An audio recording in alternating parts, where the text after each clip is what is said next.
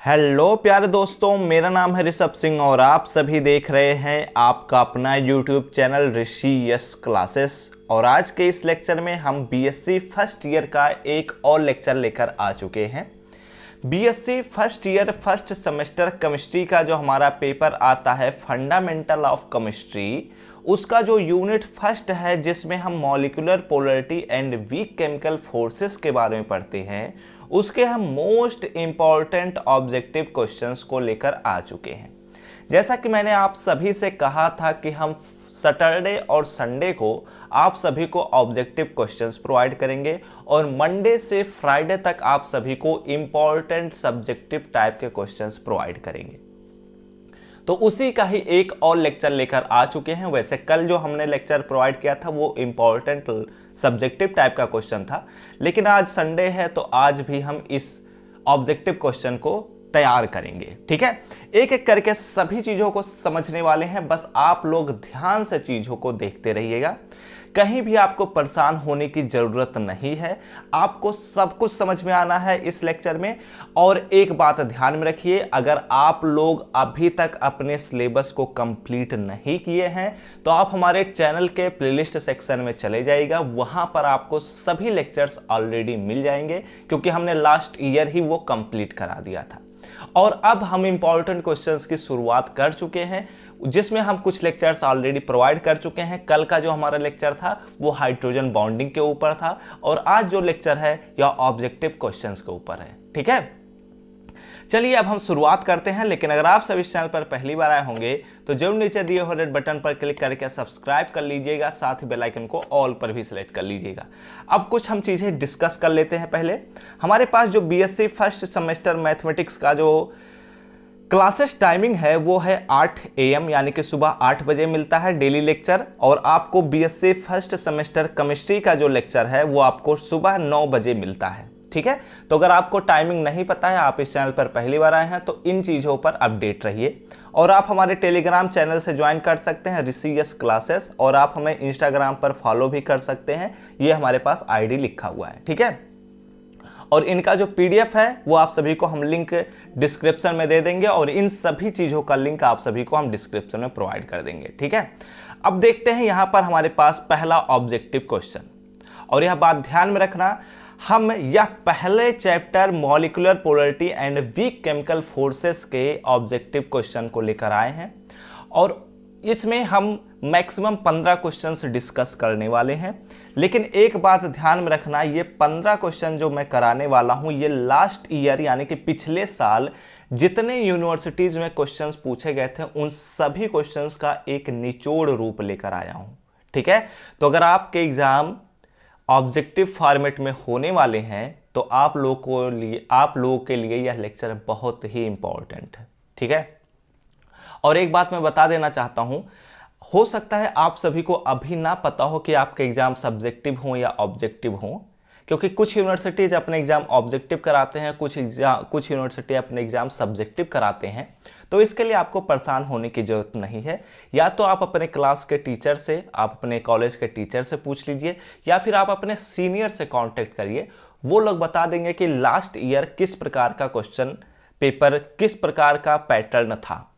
ठीक है, तो वो जो बताएंगे उसी के अकॉर्डिंग आप तैयारी कर लीजिएगा। लेकिन जब यूनिवर्सिटी अपना अनाउंस करेगी कि हम इस पैटर्न पर एग्जाम लेने वाले हैं, तब आप उस पैटर्न को अप्लाई कर लीजिएगा। ठीक है, अब चलिए यहां पर हम बात करते हैं एक एक ऑब्जेक्टिव क्वेश्चन की तरफ। हमारे पास ऑब्जेक्टिव क्वेश्चंस, इसमें हमारे पास हर एक क्वेश्चन को करना कंपलसरी है, और हर एक क्वेश्चन के 4 ऑप्शन होंगे। इन चारों ऑप्शन में से केवल एक ही ऑप्शन ऐसा होगा जो करेक्ट होगा, और सभी ऑप्शन रॉन्ग होंगे। तो जब हमें एग्जाम में लिखना रहेगा तो हमें एक सर्कुलर डॉट से फिल करना पड़ेगा जो OMR सीट पर दिया जाता है। ठीक है, चलिए हम पहले क्वेश्चन की तरफ बढ़ते हैं।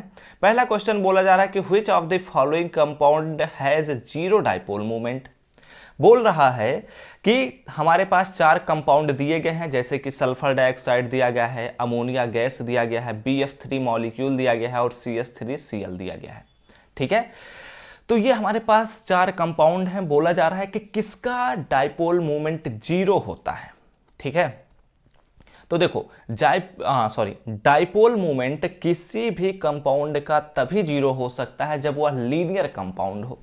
लीनियर कंपाउंड हो और साथ ही साथ एक और कंडीशन पर डाइपोल मोमेंट जीरो हो सकता है, जब वह सिमिट्रिकल कंपाउंड हो।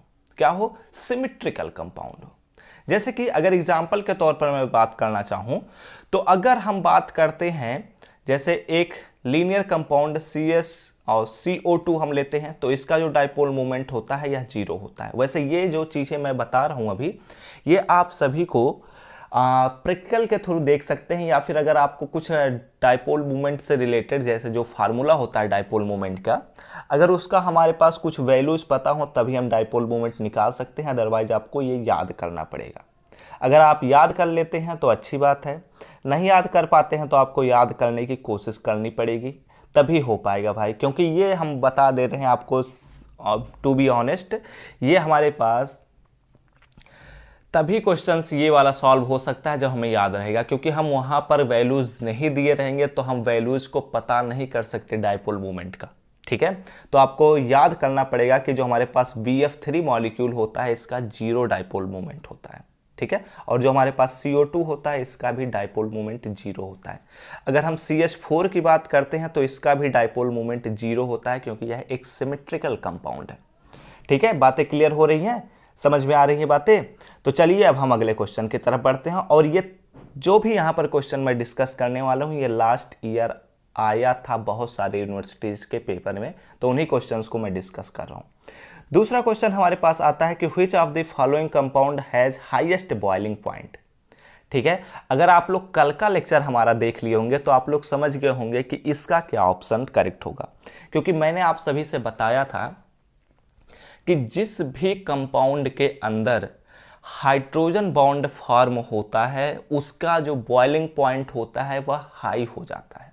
ठीक है, तो अगर हम यहाँ पर जो 4 कंपाउंड्स हमारे दिए गए हैं, जैसे कि पहला दिया गया है CH3Cl, दूसरा कंपाउंड दिया गया है CH3OH, तीसरा कंपाउंड हमारे पास दिया गया है CH3Br और चौथा कंपाउंड हमारे पास दिया गया है CH3I। ठीक है, तो मैंने आप सभी को बताया है कि हाइड्रोजन बॉन्ड कब फॉर्म हो सकता है। हाइड्रोजन बॉन्ड तभी फॉर्म हो सकता है जब हमारे पास एक हाइड्रोजन एटम हो और वह जो हाइड्रोजन एटम हो वह किसी भी हाई इलेक्ट्रोनेगेटिव एलिमेंट से जुड़ा होना चाहिए, वो भी कोवैलेंट बॉन्ड की सहायता से। ठीक है, किसकी सहायता से? कोवैलेंट बॉन्ड की सहायता से। अगर तो इस कंपाउंड में ध्यान से देखो तो यहां पर CH3Cl लिखा गया है, तो H जो है यहां पर जो तीनों H हैं वो किससे जुड़े हुए हैं? कार्बन से जुड़े हुए हैं, क्लोरीन से नहीं जुड़े हुए हैं। और यह भी जान लो कि क्लोरीन हाइड्रोजन बॉन्ड फॉर्म नहीं कर पाता है, तो हमारा जो पहला ऑप्शन है वह तो वैसे ही गलत हो गया। तीसरे ऑप्शन पर बात कर लेते हैं। यहां पर भी ध्यान से देख लो तो हमारे पास जो तीनों हाइड्रोजन है वो कार्बन से जुड़े हुए हैं, ब्रोमीन से नहीं जुड़े हुए हैं, तो यह भी ऑप्शन गलत हो गया, क्योंकि कार्बन जो होता है वह हाइड्रोजन बॉन्ड बनाने में पार्टिसिपेट नहीं करता है। ठीक है, यहां पर भी देख लो जो हमारे पास चौथा ऑप्शन है CH3I, यहां पर भी हाइड्रोजन हमारे पास जो तीनों हैं वो कार्बन से ही जुड़े हुए हैं।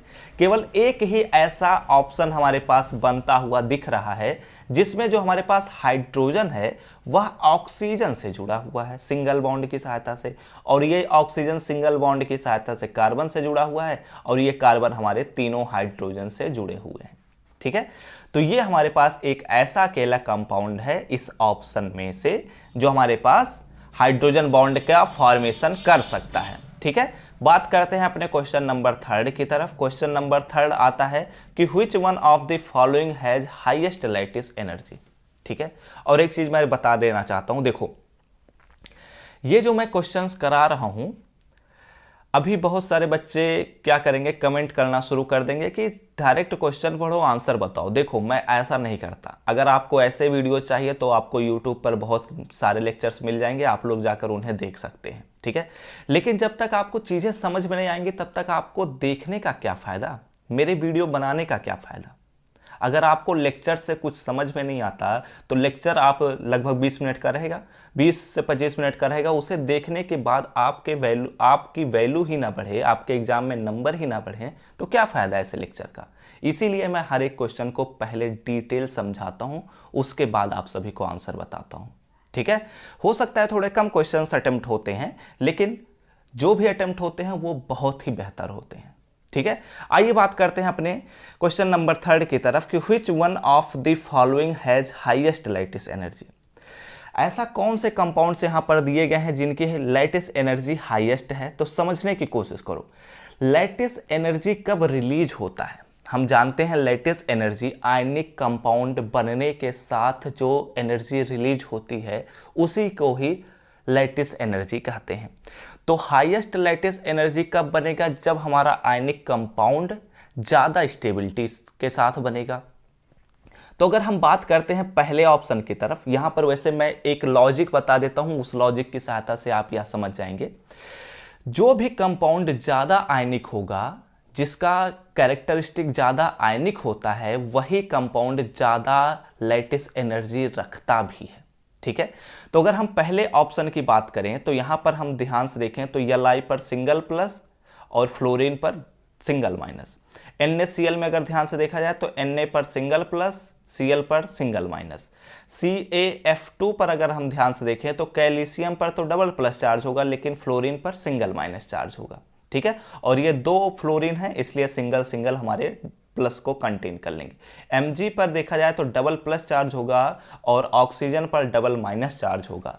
तो अब यहां से आप लोग आसानी तरीके से समझ सकते हैं कि MgO जो हमारे पास कंपाउंड है, इसकी आयनिक कैरेक्टर सबसे अधिक है, इसलिए इसकी जो लैटिस एनर्जी होगी वो सबसे ज्यादा होगी, इसलिए ऑप्शन नंबर 4 जो है वही करेक्ट होगा। ठीक है, बात करते हैं अपने क्वेश्चन नंबर 4 की तरफ। क्वेश्चन नंबर 4 में बोला जा रहा है कि which one of the following has highest lattice energy. यहां पर ऑप्शन बदल दिए गए हैं और बोला जा रहा है कि किसकी लैटिस एनर्जी सबसे ज्यादा होगी। ठीक है, तो मैंने आप सभी को बताया जिसकी आयनिक कैरेक्टरिस्टिक सबसे ज्यादा होगी उसकी लैटिस एनर्जी भी सबसे ज्यादा होगी। ये दिमाग में बैठा लो कि जिस कंपाउंड की आयनिक कैरेक्टरिस्टिक सबसे ज्यादा होगी उसकी लैटिस एनर्जी भी सबसे ज्यादा होगी। ठीक है, तो अब देखो यहां पर हम ध्यान से देखें तो पहला ऑप्शन है NaF, दूसरा ऑप्शन है NaCl, तीसरा ऑप्शन है NaBr, चौथा ऑप्शन है Na। ठीक है, अच्छी बात है। तो अगर ध्यान से देखो तो इन सभी ऑप्शन में जो हमारे पास मेटल एटम है या सोडियम जो हमारे पास है वो हर ऑप्शन में एक ही है। ठीक है, लेकिन हमारे पास जो कैटायन है वो तो सेम है, Na+ है, लेकिन जो हमारे पास एनायन है वो अलग अलग है, डिफरेंट है। जैसे पहले में फ्लोराइड आयन है, दूसरे में क्लोराइड आयन है, तीसरे में ब्रोमाइड आयन है, चौथे में आयोडाइड है। ठीक है, तो अब देखो इसमें फजांस रूल को हम अप्लाई करेंगे। क्यों अप्लाई करेंगे, क्योंकि हमें पता ही नहीं है कि इसकी किसकी आयनिक कैरेक्टरिस्टिक सबसे ज्यादा होगी। तो फजांस रूल कहता है कि जिस भी कंपाउंड में कैटायन सेम हो तो उसके एनायन की जो साइज होती है वो जिसकी भी सबसे छोटी होगी, जिस भी कंपाउंड में एनायन की साइज सबसे छोटी होगी वही कंपाउंड सबसे ज्यादा आयनिक भी होता है। तो इसलिए अगर ध्यान से देखो तो फ्लोराइड माइनस जो हमारे पास फ्लोराइड आयन है इसकी साइज जो होती है एनायन की साइज सबसे छोटी होती है, जबकि अगर ध्यान से देखा जाए तो ये जैसे जैसे हम इधर बढ़ रहे हैं इनकी साइज बढ़ती जा रही है। इसलिए हमारे पास जो NaF है वही इस क्वेश्चन का राइट आंसर होगा, यानी कि चौथे क्वेश्चन का NaF is the right answer. ठीक है, बातें क्लियर हो रही होंगी। आई होप आप लोगों को अगर क्लियर हो रही है तो मजा आ रहा है मुझे भी बताने में, क्योंकि अच्छी चीजें बताने में मजा आता है। ठीक है, which of the following has greatest tendency to form covalent compound. ओहो, देखो इसमें भी हम फजांस रूल को अप्लाई करने वाले हैं। फजांस रूल आई होप आप लोग समझ गए होंगे, क्योंकि मैं इस चीज के बारे में ऑलरेडी बहुत सारी चीजें बता भी चुका हूं।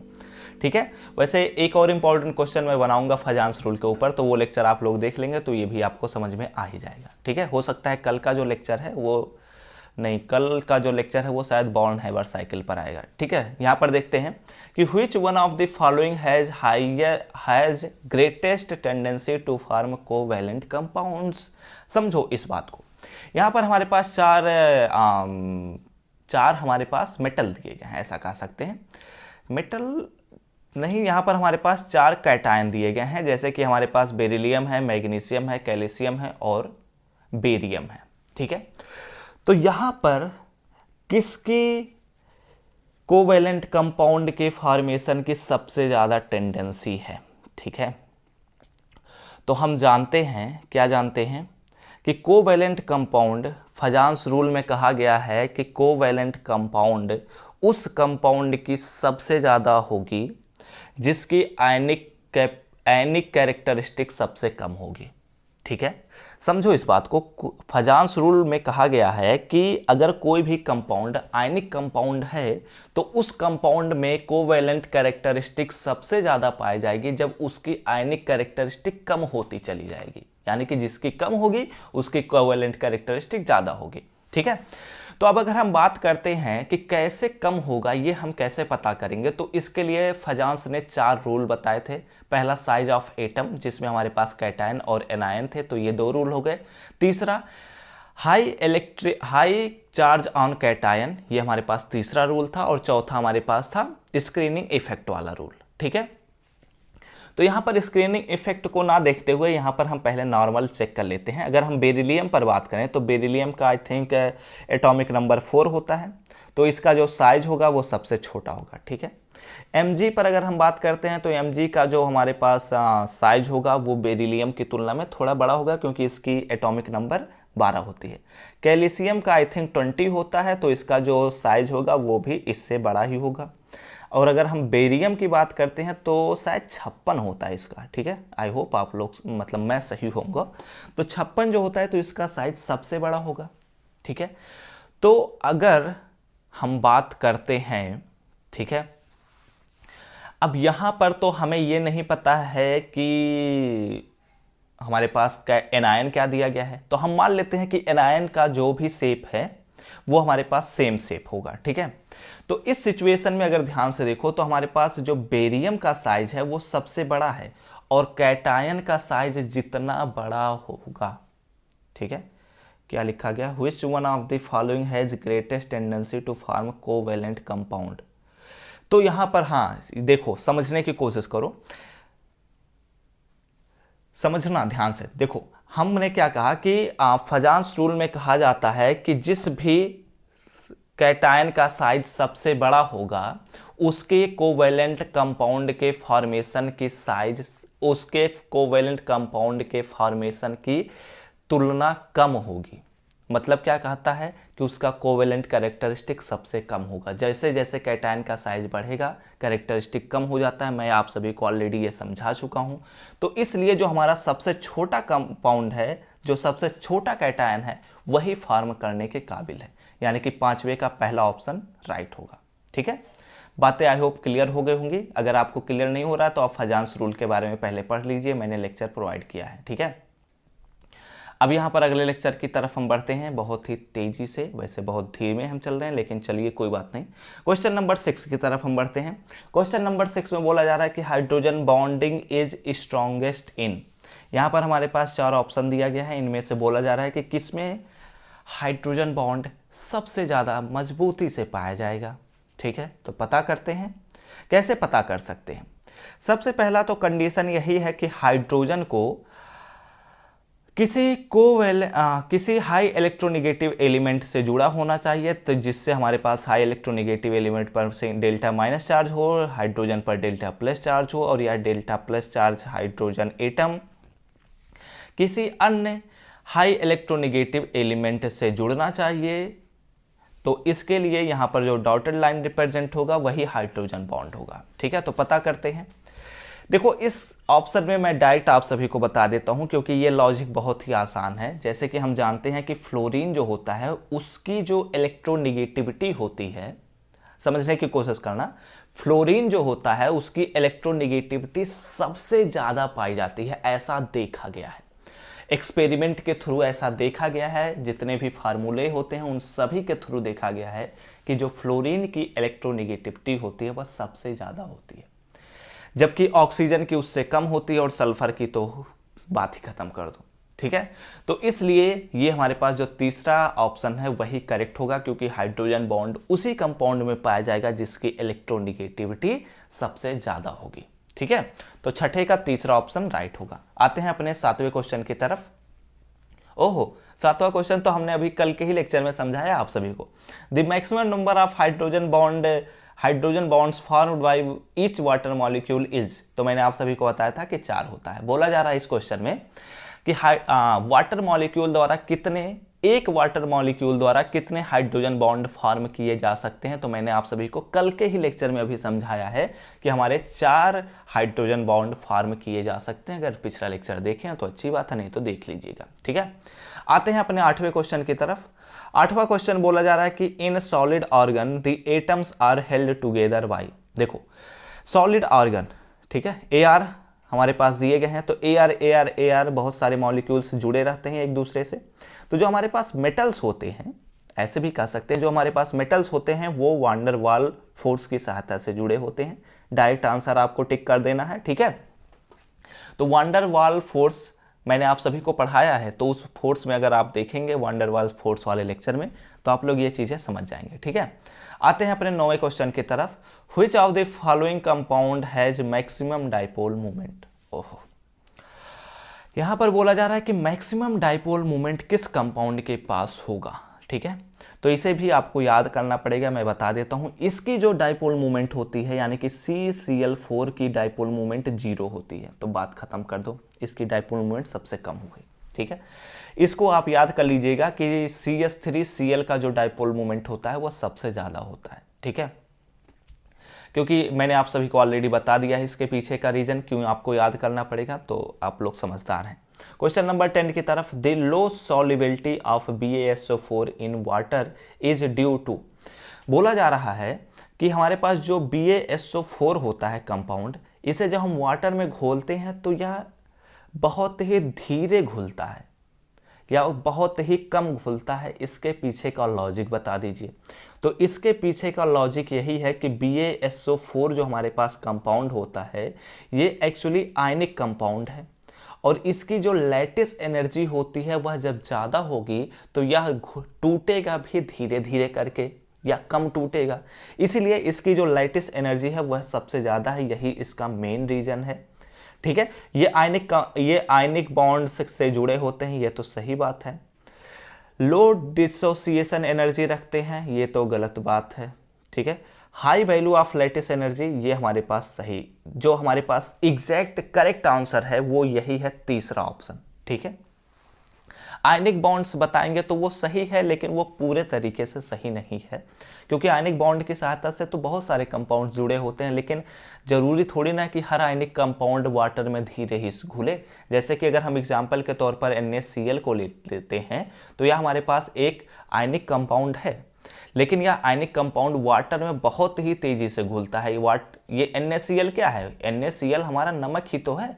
तो नमक को जैसे ही पानी में हम डालते हैं वो घुलना शुरू हो जाता है। ठीक है, यानी कि आयनिक कंपाउंड वाटर में घुलते हैं। आते हैं अपने 11 नंबर के क्वेश्चन की तरफ। बोला जा रहा है कि which one of the following compound has maximum dipole moment. यहाँ पर हैज लिखा गया है, फिगर आउट कर लीजिएगा।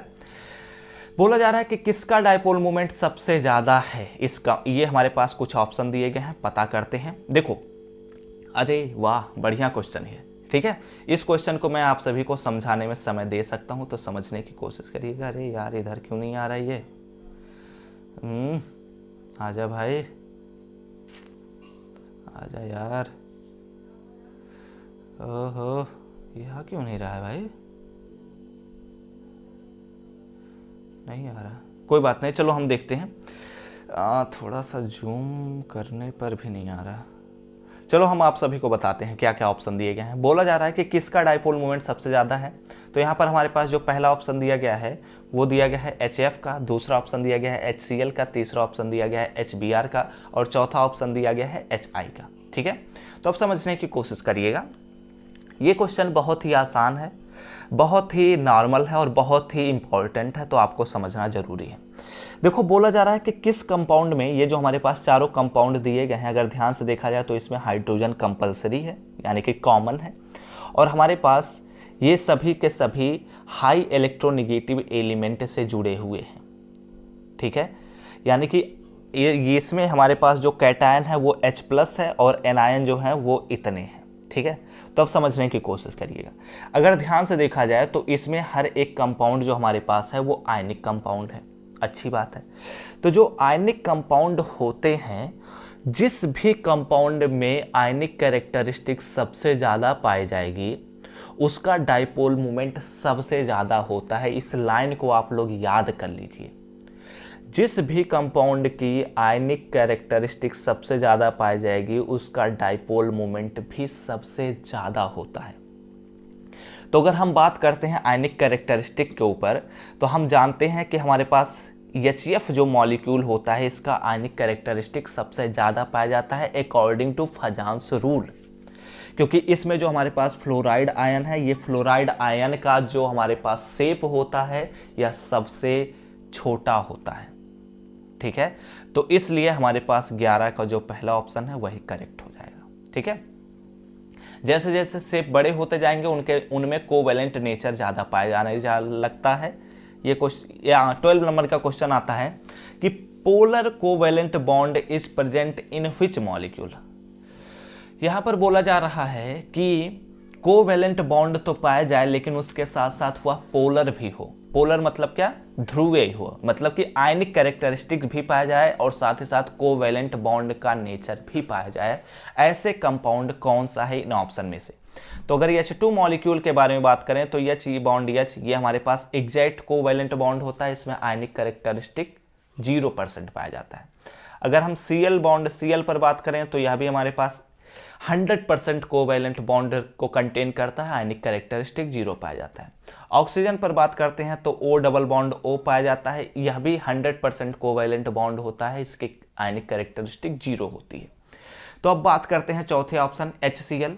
HCl देखते ही क्वेश्चन आप टिक कर सकते हैं, क्योंकि HCl में H+ होता है और Cl- होता है, तो आयनिक कैरेक्टरिस्टिक भी पाया जाता है और इसमें हमारे पास अकॉर्डिंग टू फजांस रूल इसमें हमारे पास कोवेलेंट बॉन्ड का नेचर भी पाया जाता है, यानी कि यह पोलर कोवेलेंट बॉन्ड है। ठीक है, तो इसलिए हमारा जो चौथा ऑप्शन है वही करेक्ट होगा। अब यहाँ पर तो छोड़ूंगा तो उधर चला जा रहा है, तो चौथा ऑप्शन आप लोग टिक कर लीजिए। ठीक है, बात करते हैं 13 नंबर के क्वेश्चन की तरफ। Which of the following ion has maximum polarizing power? Polarizing power.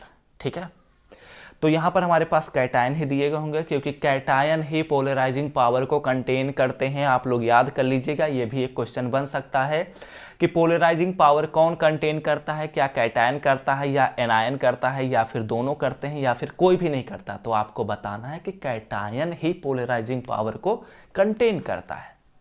ठीक है, क्योंकि पोलराइजेशन जो होता है वह कैटायन की वजह से ही होता है, क्योंकि उसमें इलेक्ट्रॉनों की कमी होती है। ठीक है, बातें क्लियर हो गई। अब देखो इसका हम ऑप्शन कैसे टिक करेंगे, सबसे पहले तो यह चेक कर लेते हैं हम।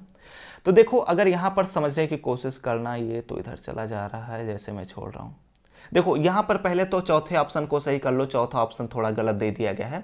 Al पर ट्रिपल+ होना चाहिए, Al पर सिंगल ट्रिपल माइनस वो लिख दिया है, Al पर ट्रिपल+ लिखना होना चाहिए। ठीक है, तो अब हम बात करते हैं अपने ऑप्शन की तरफ। तो देखो यहाँ पर पहला ऑप्शन है Na+, दूसरा ऑप्शन है Mg2+, तीसरा ऑप्शन है Ca++ होना चाहिए, तीसरा ऑप्शन जो है वह Ca++ होना चाहिए। ठीक है, और चौथा ऑप्शन जो है वह Al++ होना चाहिए। मैंने आप सभी को बता दिया। तो फजांस ने कहा था अपने तीसरे रूल में कि हाई चार्ज ऑन कैटायन, जितना चार्ज किसी कैटायन पर होगा उसकी जो पोलराइजिंग पावर होगी वो सबसे ज्यादा होगी। ठीक है, तो Na पर हम बात करें तो Mg की तुलना में कम चार्ज है, प्लस चार्ज। Ca++ की अगर हम Mg++ से तुलना करें तो दोनों पर सेम चार्ज है, इससे फर्क नहीं पड़ता। अभी हमें लास्ट वाले ऑप्शन पर बात करना है, Al पर ट्रिपल+ चार्ज है, यानी कि सबसे ज्यादा कैटायनिक कौन है? Al++। तो जो करेक्ट ऑप्शन होगा 13 का वो कौन सा होगा? Al++ होगा, यानी कि ऑप्शन नंबर डी हमारा करेक्ट हो जाएगा।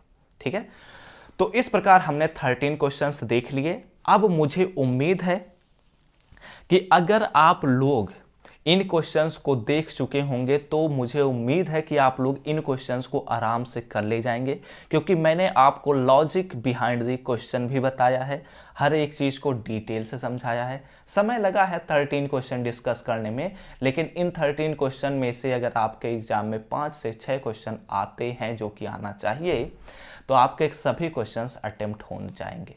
ठीक है, तो वीडियो अच्छा लगा हो तो लाइक कर देने के साथ साथ अपने दोस्तों के साथ शेयर कर दीजिएगा। कमेंट करके बताइएगा कि क्या आप सभी को यह लेक्चर समझ में आया है या नहीं, क्या ऐसे और लेक्चर्स चाहिए, यह भी कमेंट करके बताइएगा। आपके एग्जाम किस पैटर्न पर होने वाले हैं, यह भी कमेंट करके बताइएगा। और सब्सक्राइब करने के साथ बेल आइकन को ऑल पर भी सिलेक्ट कर लीजिएगा, जिससे इस प्लेलिस्ट के अगले लेक्चर के नोटिफिकेशन आपके पास सबसे पहले पहुंचे। तो हम सब मिलते हैं अपने नेक्स्ट वीडियो में, तब तक पढ़ते रहिए, संघर्ष करते रहिए और सफल होते रहिए।